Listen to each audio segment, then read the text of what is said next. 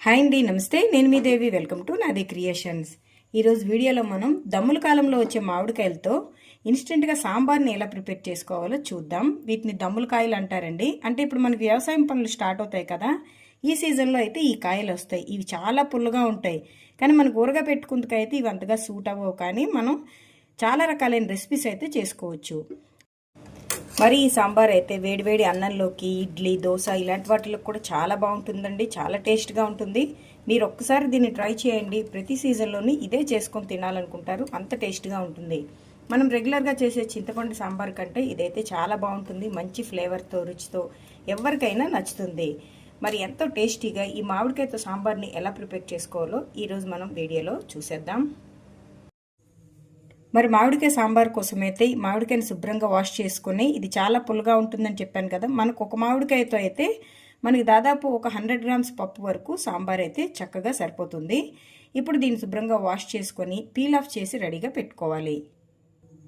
ఇలా peel off చేసేసుకున్నాం కదా, ఇప్పుడు ఈ కాయ త్వరగా కుక్ అయిపోవడానికి మీకు ఒక చిన్న ఐడియా అయితే చూపిస్తాను. ఇలా పీలర్ ఉంటుంది కదా, ఈ పీలర్ తోటే ఇలాగా పీల్ చేసేసుకోండి. అంటే మనం పీల్ చేసినప్పుడు ఎలా అయితే చేస్తామో అలా చేసుకుంటే మనకి ఈ పీసెస్ అనేవి చాలా పలుచగా వస్తాయి. మనకి తొందరగా కుక్ అయిపోతుంది. ఎందుకంటే ఈ సీజన్లో వచ్చి మామిడికాయలు అయితే అంత తొందరగా కుక్ అవ్వవు. అందుకోసమనైతే ఈ టిప్ అయితే మీకు చాలా బాగా యూజ్ అవుతుంది.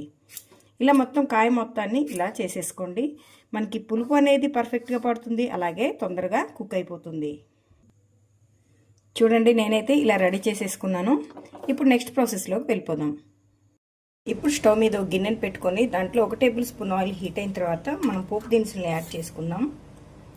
ఆవాలు, జీలకర్ర, కొద్దిగా మెంతులు, ఎండుమిర్చి, అలాగే మంచి ఫ్లేవర్ కోసం ఇంగువ వేసేసి ఒకసారి వీటన్నిటిని బాగా ఫ్రై చేసేయండి. ఇలా ఫ్రై చేసుకున్న తర్వాత మీకు అందుబాటులో ఉన్న వెజిటబుల్స్ని యాడ్ చేయండి. నేనైతే బెండకాయ, టమాటా, ములక్కాయ, అలాగే కొద్దిగా పచ్చిమిర్చిని వేసేసుకొని, అలాగే కొద్దిగా కరివేపాకు వేసేసుకుని 1 నిమిషం వీటిని ఫ్రై చేసుకోవాలి.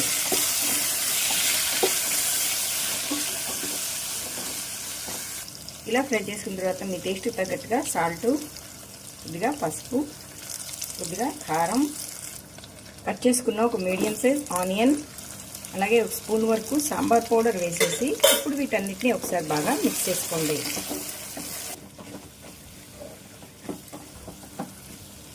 ఇవే కాకుండా మీ దగ్గర ఆనపకాయ కానీ, రాడిష్ అలాంటి వెజిటబుల్స్ ఏమన్నా యాడ్ చేసుకోండి. టేస్ట్ అయితే చాలా బాగుంటుంది. ఇప్పుడు వీటన్నిటిని ఇలా కలిపేసుకున్న తర్వాత మనం రెడీగా పెట్టుకున్న ఈ మామిడికాయని ఇలా వేసేసుకొని ఒకసారి కలిపేద్దాం.